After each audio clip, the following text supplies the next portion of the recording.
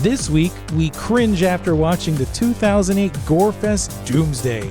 And along the way, we ask how much gore is too much? Would you rather live in this universe or in 12 Monkeys? And what's up with cannibalism in the UK? This is Force Fed Sci-Fi.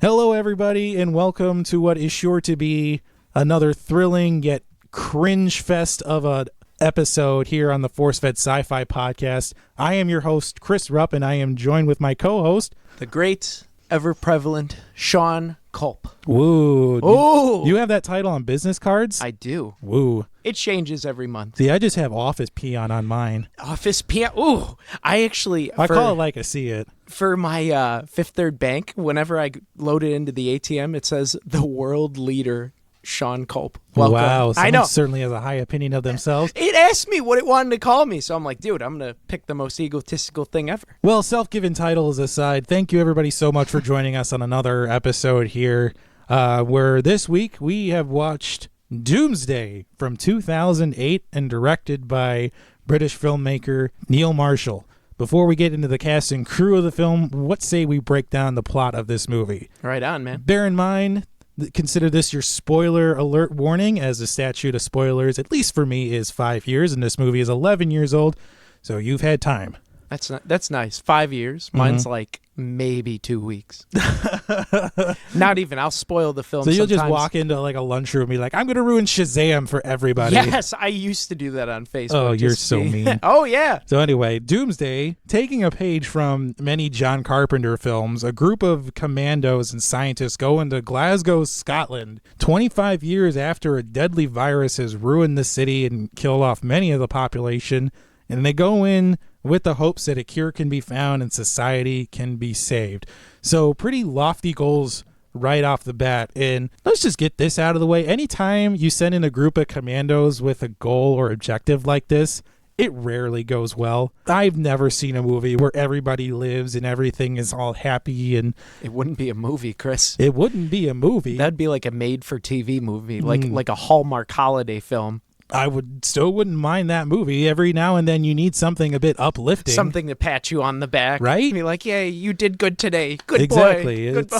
It's the film version of a cookie. Isn't that what parents are for, Chris? No. To lift you up? Oh, my. What parents do you have? I did not have that type of parents either. I was just hoping that you had nice family. Your folks seem nice.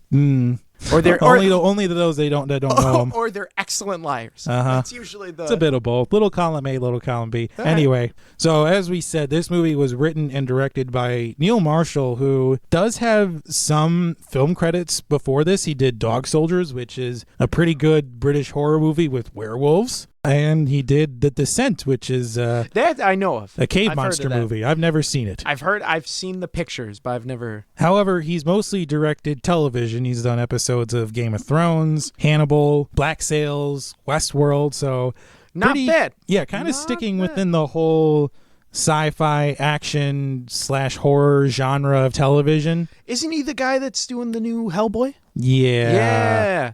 No. Is that he's doing that? Are you yeah. not looking forward to that? Like, are you one of those? No one can replace Ron Perlman. Yeah, Ron Perlman's my Hellboy. He is, but he's old as heck, man. Ron, you're my Hellboy. Ron, yeah, he's gonna need a walker if they made a third one. And Doomsday is starring Rhona Mitra as Eden Sinclair, the legendary Bob Hoskins. Rest in power, my man. Rest in peace, man. Alexander Siddig as the Prime Minister. David O'Hara, the Irish actor who has been a bit player in many, many films and television. Especially The Departed. Yes. Solid flick. Fitzy in The Departed, I think he was. That would be my movie recommendation of the week. Yeah, that's the non-sci-fi movie rec of the week. Solid film, won Best Picture. You get to see Jack Nicholson, probably one of his last good roles of all time before he retired. Amazing. Here's the thing. It's not even the best Scorsese movie, and it's still amazing. It is. If you like gruesome death. That's a film, it's death done well. Lots of killing. Unlike, well, this film, they kill a lot, but it's not, it's Doomsday less and The gory. Departed have a lot in common when it comes to gruesome deaths. Yes.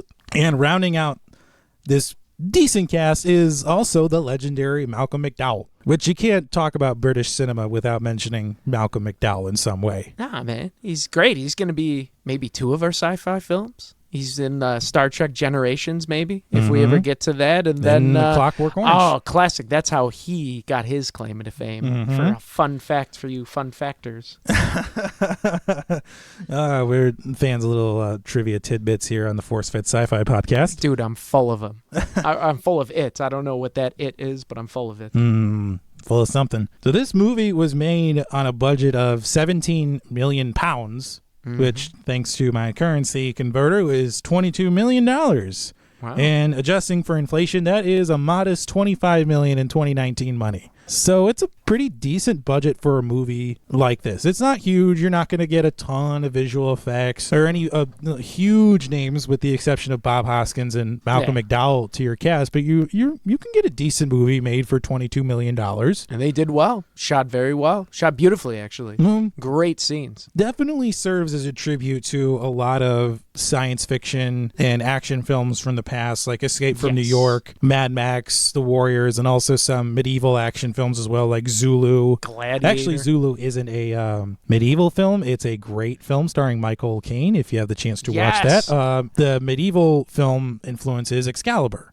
I felt like Gladiator, though. Yeah, there's some of that. Like the whole medieval death scene, like the torture. What was that? Basically, where they're just fighting. That was all. Yeah, I did expect Malcolm McDowell to kind of do the Joaquin Phoenix thumbs down. I was like, where is this? But instead, he just goes, "Kill the hostages."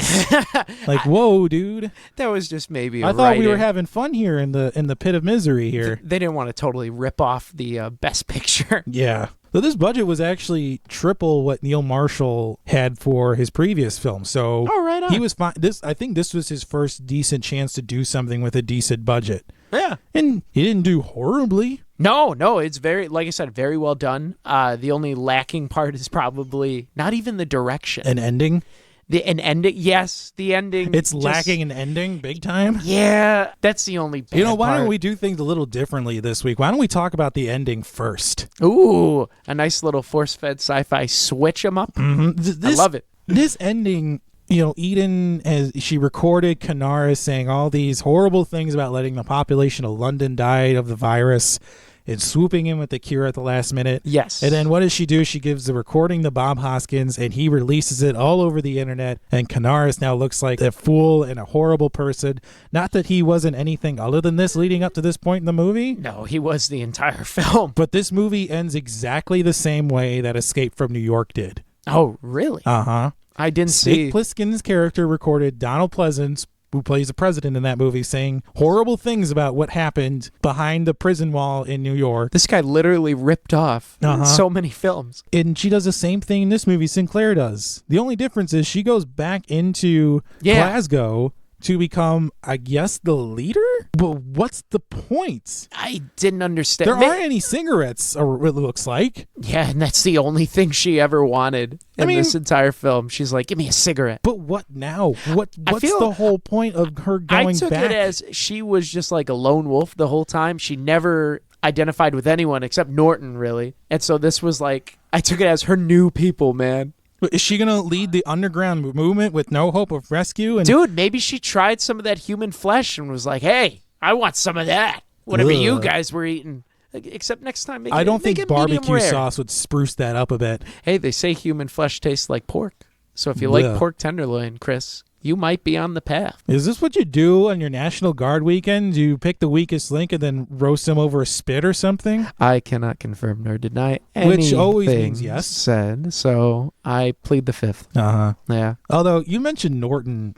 Let's talk about Norton a bit. Norton. So he's like this sergeant that gets roped in to their quest to go beyond the wall and find the survivors. Well, besides this guy kicks butt.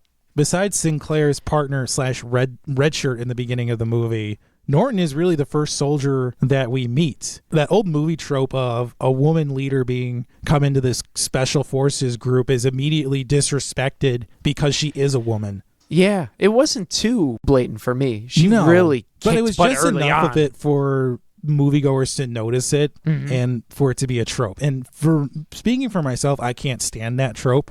Okay. I think that's just because we're millennials, man. Well, in this age of movies like Wonder Woman and now Captain Marvel, and even movies from the past like Alien and Terminator, why even bother having this trope in films anymore? We've established that female characters can be strong, and they can be independent, they can be in your face and whoop some butt. And she does. She kills 59 people in this. Like, that's insane. Kill count. Kill count. We actually watched that. I don't think we've watched a movie so far that has commanded subsequent viewings of other films. Yes. This whole thing, like, if you pull up the Wikipedia page, it's like 28 days later, Escape from New York. And we were talking about this off air, but this movie is segmented into what we would consider Neil Marshall's favorite films, or at least parts of films, because the first 20 minutes are like 28 days later meets this Navy SEAL commando movie, and then it goes into Escape from New York / The Warriors. It's like every time they pass through a barrier, like they went over the wall and then they go into different places, that's like the new period that they enter in. I took it as like almost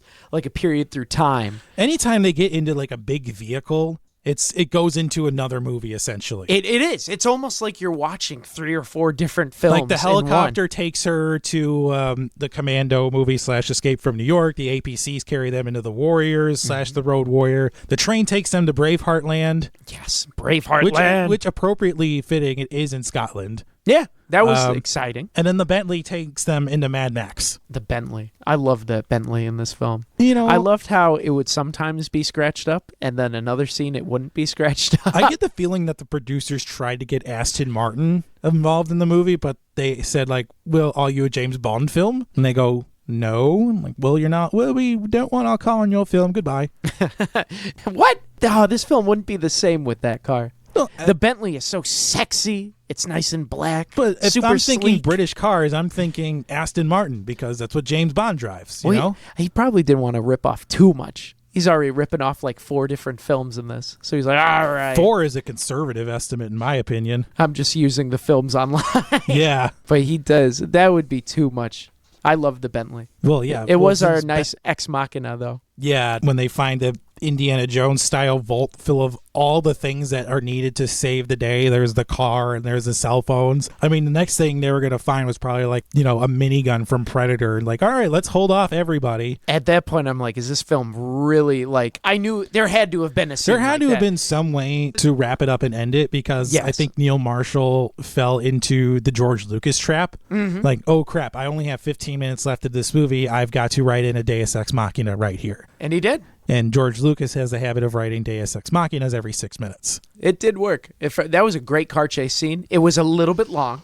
Where it was I a little felt too Mad Maxy. They could have trimmed like maybe 5 minutes, 6, 7 minutes off of it. Because it's basically, for the people that haven't seen it, they're just trying to get back through the wall. And then Saul, who's our cannibal leader, literally it's like 10, 15 minutes of them trying to get inside this Bentley, like through the windows. And then Sinclair's just blowing away everyone. But the climax does do this well, where it meshes the action we got from the previous sequence of the fight in the castle and escaping from the castle. Yeah, so this movie actually does a really great job of meshing together action sequences. It did not feel like I was watching a 2-hour long movie. I thought the pacing was well done with the action scenes. You know, the tense moments, especially when they're in a hospital or Saul is interrogating Eden, those were appropriately tense, and the actions were appropriately action-filled enough. Yeah, the interrogation pissed me off. I'm like, why won't you let her talk? And then she wasn't talking, and he's just, I'm going to punch you more. Yeah, I'm going to punch you in the ribs, and I'm going to bite you in the ear, Tyson style. Mike Tyson, until you tell me what I want to hear. Well, I can't tell you anything when you're biting my ear, dude. Right? Thanks for cracking all my freaking ribs, dude. I can't breathe. I loved, do you want to talk about the cannibal scene? Oh, God. So in this movie, there is, because I heard about this cannibal scene right when I saw, like, I was looking it up, and I was curious how they were going to do it. And I think, for me personally, I know you don't like the cannibal scene. I think this is the best rendition of a cannibal scene in my entire life I've ever seen. You know, up until this point in the movie, I didn't mind the gore, but this was too much. This, for me, put it over the edge, and I I just tuned out and ignored the gore for the rest of the movie. They literally take a doctor, strap him to like a pole, and then just lower him down into a fire that they set. And he's just roasting. The makeup was incredible. You hear him screaming. But this is past the point of shocking an audience. This is more satisfying the director's lust for gore. Oh, and he did. It was great. I loved the gore in this film. It was because this is like a B film, and it's done very A style. And this gore was just perfect. There's so much of this movie that's drawn out and is a bit unnecessary. This movie, I think this is more of Neil Marshall's doing, but I think the lens flares are directly his fault. Yeah, he was embellishing so much on like the build up to the cannibal scene. It's like a rock concert almost. Yeah. And like the overdub of the track. There's the dancers with the poles, and he's just grinding on them, and they're doing their thing with him. It's more drawn out than it should be. That was my lens flare. And that was very much like cannibal. That was very much like Cyrus meeting the gangs of New York and the Warriors. That was what that scene was supposed to be. And if you look closely in the front row of the audience, you can actually see a baseball Fury that's in crazy. makeup and the No costume way. and everything. Yeah. Oh, I missed that. That's awesome. Yeah. But shout outs though to getting 700 extras for that. See, yeah, that's intense. That's a lot of people. So props although on to a him. budget this small, I can imagine they weren't paid much. Probably in sandwiches. Yeah, I'm guessing. I would hope not from the spit though. Yes, you saw that too. He's like Saul's just spitting everywhere. Well, I can admire the intensity that actor is bringing to the character. And he did. Well, because when you see a movie like this where there is this underground, like, criminal gang in this post-apocalyptic world, the leaders usually fall into one or two categories. There's the benevolent kind of dictator that we see in Isaac Hayes' character from Escape from New York. And then we see the bombastic, in-your-face attitude that Tina Turner brought in Mad Max Beyond Thunderdome. Saul definitely falls into the Tina Turner camp. Definitely. He's But just, I do like, admire punching people. Well, yeah, he's punching people. He's Growling yelling like a all dog. the time. Like the second half of the film, he doesn't even like speak audible words. Well, He's he doesn't just show yelling. up until the climactic car chase. Which we knew he was going to show up. There was no other way because he ends. They just get on this train and away, and he just punches one of his guys. I would have been fine with them leaving him on the train platform, and that would have been it. It was nice. And actually, another fun fact. They did Oh, boy. 2 takes for that punch because he just he's so pissed off. So he's like, rah! And he punches his own guy.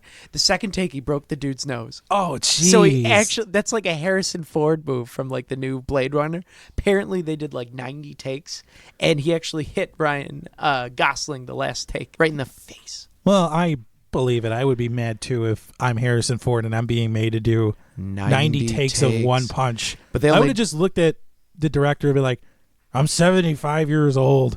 I got Reader's Digest to get through. Let me out of here. I think that might have been the take they used in the film, too. Where he actually punches him? Yeah, he actually punched because his reaction is like, oh. Well, getting back to Doomsday, there doesn't seem to be any scenes that were ad-libbed in this. No, it was very tight. Yeah, it seemed like the actors were given strict instructions not to go off script because this is a very serious movie in spite of all the silliness that's surrounding it. The blood squirting the gallons it's like of blood flying extras out. are packed with literally 10 gallons of blood packets on them. And you get one bullet and you just explode. Yeah, apparently every bullet hits a major artery or organ and just balloons blood all over the place. Maybe in the future they injected like little explosives in people's bodies. So if they tried to leave, poof. And this movie's insane. This is very much a society of haves and have-nots. Because after the Reaper virus has decimated Scotland, things just go worse in London and the UK. Yeah, because the world turned their back on them. Yeah, and I would have liked to have seen more of this society divide in this movie because it's mentioned by the higher-ups in the government, but we don't see it much. We see that initial police raid in what looks like the undergrounds, where they find the closet full of the dead and dying people of the Reaper virus, but we don't see much else beyond maybe people in not as nice clothes as the government. Yeah, I was happy that they strayed from that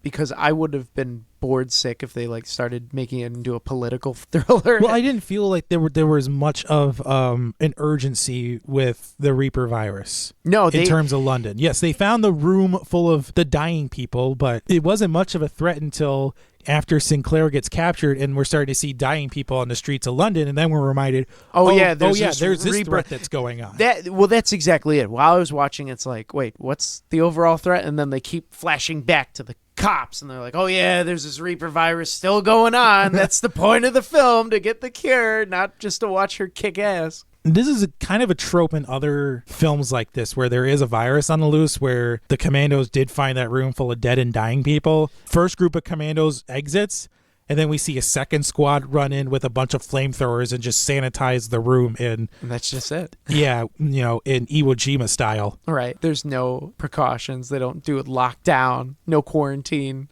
Oh no, this virus might spread. Oh no, fire.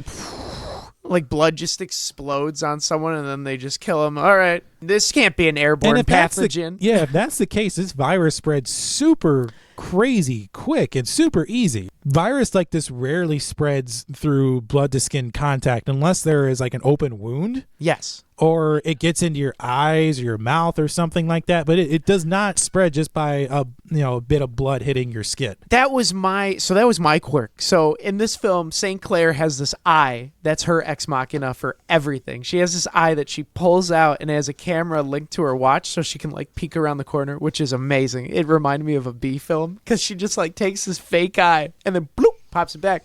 That eye is fondled by so many people that pick it up. It's on the ground, rolling around in blood, and she just wipes it off, puts it back in. This woman's immune system must be insatiable. Yeah, I would have watched that. Like, no HIV?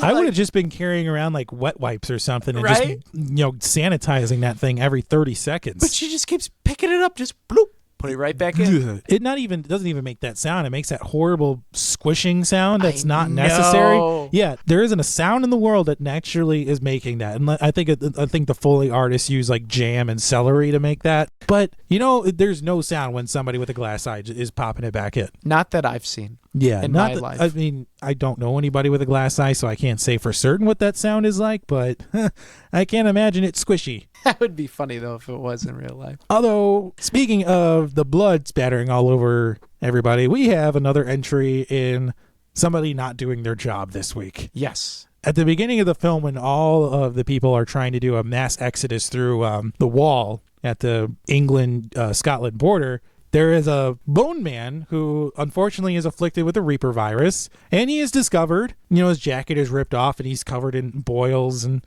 all that. And then this National Guardsman or soldier just spreads the group around and shoots him with 20 bullets. And there's collateral damage behind him, and apparently he's loaded up with blood packets and is just spurting on everybody behind him. Everyone. And there's just no, repercussions, no ramifications for that. It infects dozens of others, and in turn leads to more shooting. Let's paint more. Yeah, that was one of my things. I'm like, where's the ammo in this? Do they just have like a surplus of ammo? That's what London invests in. Sean, that's a movie rule. Nobody reloads. Nobody ever reloads. Even John Wick has 30 bullet clips. But that's just like my military mind always thinking. Like, for example, this was my quirk.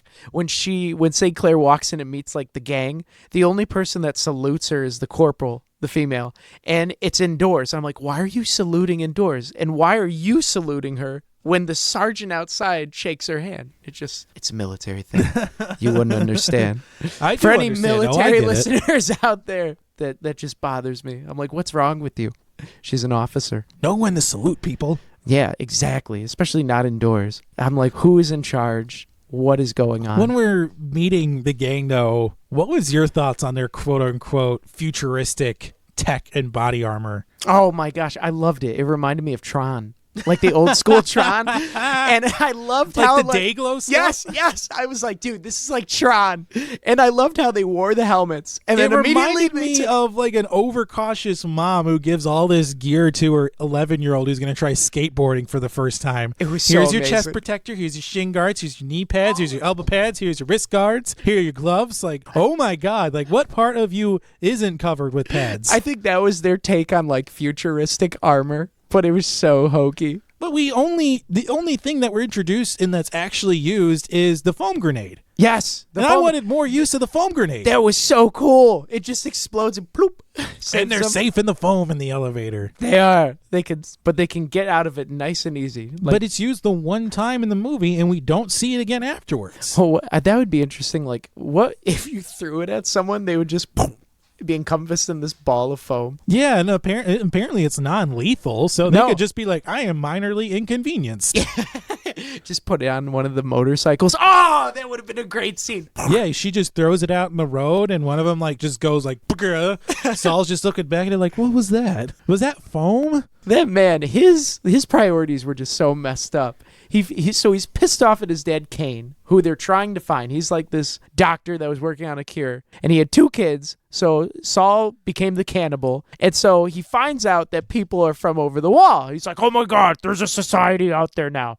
Let's get over the wall and kill them all. It's like, wait, what? Your life has just been shook, and the first thing you want to do is kill everyone? Yeah, and did you happen to not see the automatic big old sentry guns that are on the wall? Yes. That apparently are being... The only way for the audience to realize that they work is by redshirting a poor little bunny. That poor bunny. Ugh. That bunny exploded. It was like it was made of cherry jello. Just That was it. It was just jello, and its exterior was just the fur. We don't need that scene. We don't need to see an innocent little bunny sacrificed just to show the audience that these freaking guns actually work. They're big and they're loaded. That's all you need to do. And there's dead bodies peppered everywhere. So they like pan over the body, and then they see this rabbit.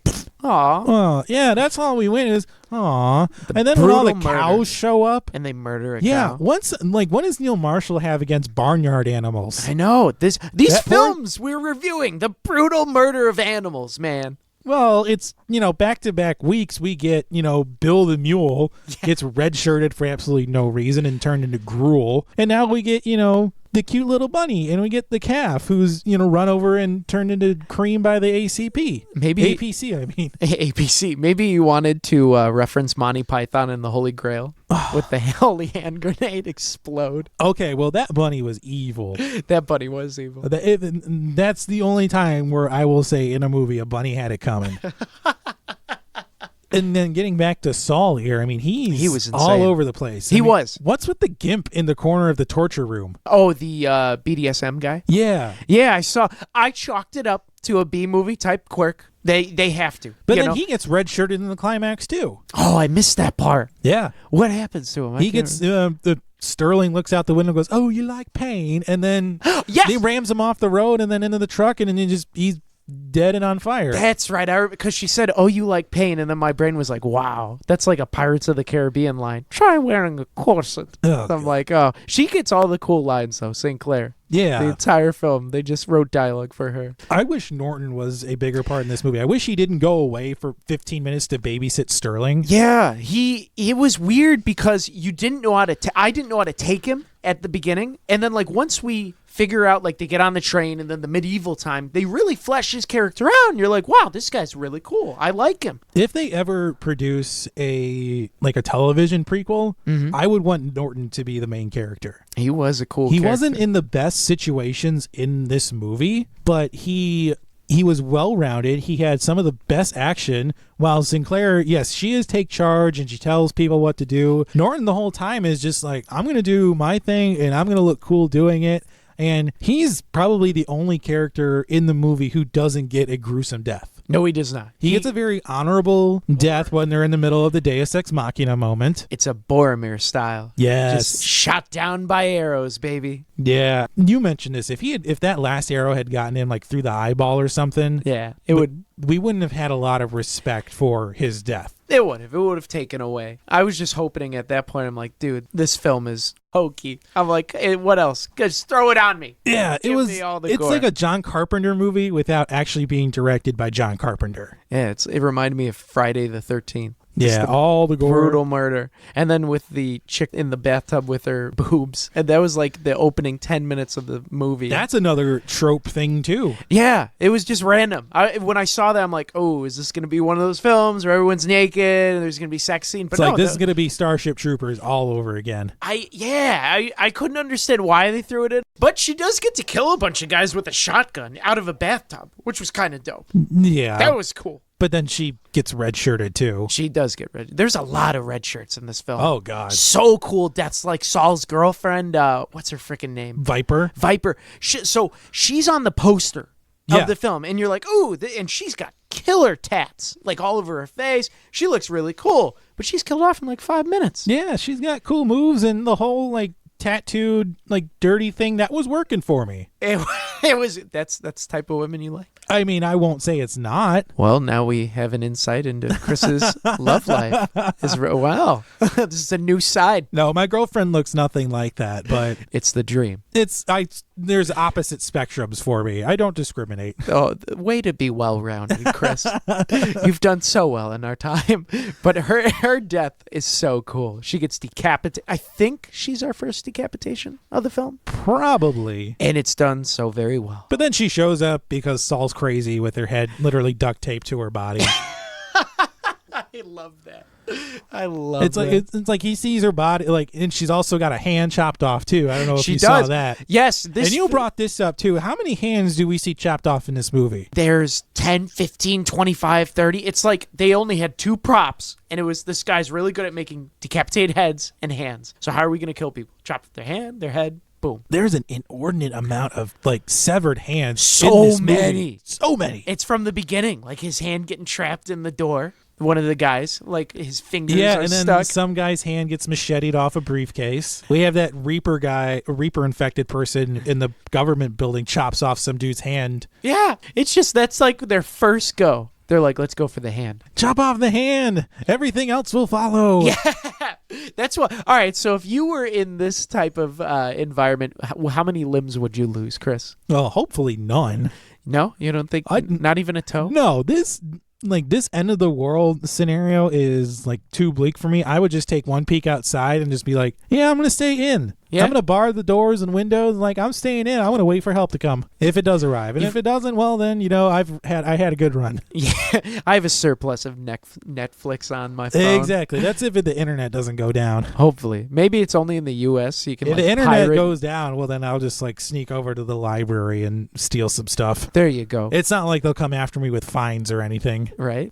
Wow, someone's checking out a book. Yeah, I'm saving it for the future. Oh, God. We'll slap him with some 50-cent fines. And the books could be used for defense, so outstanding. There you go. Well, who would you be in this broken down, virus-filled society? In this broken down, virus-filled society, I'd probably lose a hand.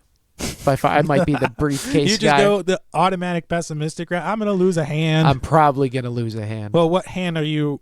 I don't want to say hoping to lose. What hand are you most willing to part with, I guess? I guess most willing to part with my left because I'm right-handed. Okay. So that would really suck, like trying to drive a car or like right. But hey, man. Well, if it's, anarchy in the USA, I mean, you probably won't be driving No. too far. I could get a skateboard, steal a scooter from a kid. Or I wouldn't mind losing a leg because then I can at least use crutches. You still wouldn't gain any sympathy from anybody. You'd still be taken down real quick and probably hauled over a spit if we're living in the Doomsday universe. Hauled over with spit. No, hauled over a spit. Oh, a spit. I thought you were referencing Saul because he does spit on literally everyone. Well, he literally yells all of his lines of dialogue. Yes, he's going to have some spittle on people. Dude, that actor was hamming it up. Perfect example of ham. So much ham. It's like he walked into a deli and like, I'll take all the ham. How did you prep for this for this film? I learned how to scream. Dude, his pipes were insane. Mm-hmm. Congrats on him. Kudos to him. Kudos to his character. I appreciated that. But then his father, we haven't talked much about Kane, so we got to talk about Kane. He's supposed to be this feared leader. Yeah.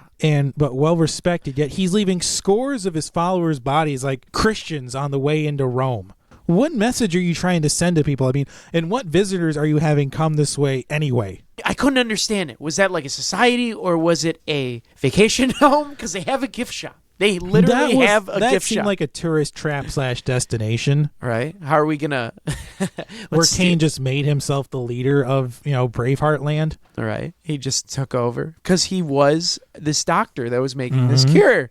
And then they trapped him inside Scotland. Yeah, but he just gave up on society because apparently he's immune for whatever reason. But did you notice before Sinclair went out to battle the Executioner that she had a moment to endear herself to Kane?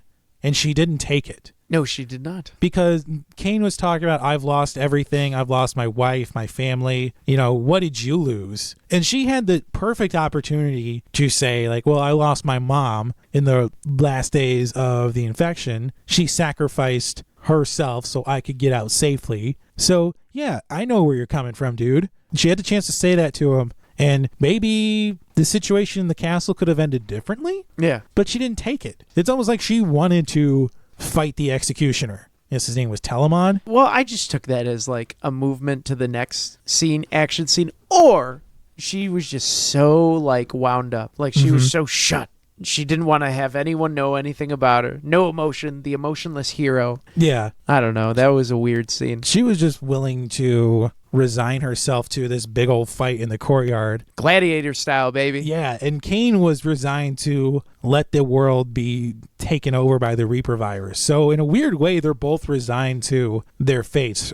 Sinclair's to her, potential forthcoming death, and Kane to the forthcoming death of the world. They were both so willing to accept death. It's like all the people who are hopeful in this movie die in some way. All of them. With the exception of Sterling and Callie, because apparently Callie is immune. I don't know. There was so much like tension between those two characters that they should have just briefly kissed and then okay, we're good. The random kiss. Yeah, because they meet each other by Sterling falling on top of Callie. And there was no love in this film. I think the looks of the characters were played up a little bit, but I think this is more on the choice of the director, because you had that lingering shot on Rhona Mitra's butt.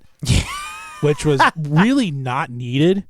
No, but come on. It goes well with the film. Rhona Mitra is very good looking, but I don't think it's necessary at this point in the movie, considering how cool and commanding she is at a role. This is not needed. She's still at this point in the movie. She's still super hot. So they're just embellishing on her looks, and he's just going all in on this film. Yeah, it's I like butts. Exactly. He likes boobs and butts. I understood. I was like, whatever. I know this film for what it is. And I'm not going to get upset over it. I'm not that type of guy, Chris. Well, apparently not. You put, what is it, intergalactic know-it-all on your business cards? No, the world leader, the savior of the world. Close enough. That's right. So with all that in mind, let's talk about the legacy. Yes. And how this movie did post-release. Not too well. Not too well. This was not screened for critics upon release, which is never a good sign. And Scotland hated the film because of their portrayal. They're like, we will not view it. We are not subservient to London and England. They hated this movie. Here's how much that Scotland hated it. It wasn't even screened for BAFTA consideration. Well, do you think this film would deserve? No, this is not Academy worthy at all. No, I wouldn't even say the makeup. I mean, that was its sole nomination for a Saturn for makeup, but I wouldn't. No.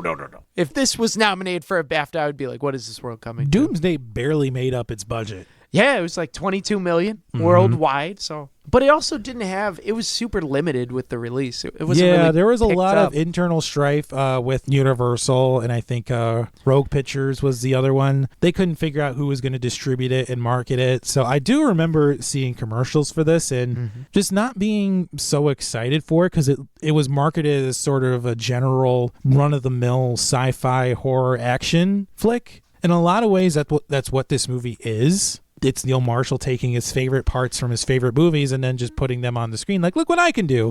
Look at my passion project. I can make a good film too, George Miller. Look at me. With lots of blood. Give me blood, severed hands and heads, and I will make a beautiful Christmas present. So let's say we rate the movie now. What do you say? I'm down. What do you rate Doomsday from 2008, Sean? So I actually would host viewing parties to see this. What? So this is like an episode of The Walking Dead for you? You just have a group of people over? Dude, what? I loved it. It was so fun. All right, you got all the drinking games I could play with this film. Oh my gosh. Take a shot for every hand. I love this film. So that would be the only drinking game you would play, is take a shot for every hand that's cut off? Shot for every hand, double for every head. Oh wow. Dude, it would be impossible to make it after 20 minutes. I'd be interested to play that, not gonna lie. See? That's what I mean. It's so great. If you love blood and gore and want to see the best cannibal scene ever, watch this film. You had fun watching this. I did not so much. I was tutoring kids, and I'm like watching on my phone. I'm just like, ah! And you can't show the kids what you're watching because No, I then couldn't. they're going to be scarred for life. Like, oh my God. Give it 10 years, then watch it. For me, this would be a I am not nearly as excited about it as you are.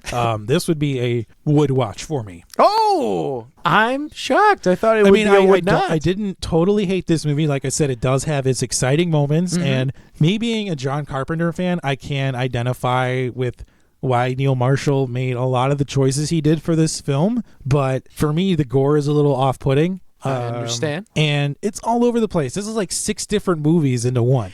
So, it's crazy. And I could see that, especially because you like picking out the tidbits of, ooh, this was influenced by this. So it's kind of exciting seeing that, hey, this is from freaking Leaving New York or Escape from New York. Uh-huh. So I could see that. But I will say that it's well-paced. Like I said, this does not feel like a 2-hour-long movie. It's the a action, nice ride. While frenetic and sometimes poorly edited, it is well done. It is. So... yes, I would definitely call this a would watch for me. Well, rock on, If I man. see it on Sci-Fi Channel and it's edited glory, I'll give it a watch. Or if I'm just feeling like, hey, I want to just ruin my outlook into the future, I'm going to pop in Doomsday. I want to get depressed. Yeah. Though there is a unrated version. Yes, that's what I watched. Oh, you watch? I did not watch the unrated version. Lame. I couldn't. It wasn't there. You couldn't watch it in front of the children you tutor. That's right. So I think that about wraps it up for Doomsday. What do you say we pick our next movie? Okay, I'm down, man. All right, we're going to enlist the help of our friendly random number generator AI, Major Samantha. Between 1 and 118, she has selected, number 76. So again, we're sticking with the year 2008, and we're going with the Pixar animated film WALL-E. Oh, this is so cute. So we're going Love from that the film. opposite end The spectrum in terms of violence. and gore. There is none to be had in WALL-E because you know why? It's a children's movie. Exactly. But that will be our movie for next time. Thanks for tuning in, guys. Yeah. So if you like that episode, please go to iTunes and leave us a 5-star review. It really helps to drive us up the charts as well as help people like you find the show. We are across the spectrum of social media with Facebook, Twitter, and Instagram, all at Force Fed Sci-Fi. You can check out and download episodes at Apple Podcasts, Spotify, Google Podcasts, or wherever you find podcasts. And please subscribe so you never miss an episode. Finally, you can check out our website, forcefedsci-fi.com, for show notes and links to all of our social media. So for myself and Sean Culp, we'll see you next time.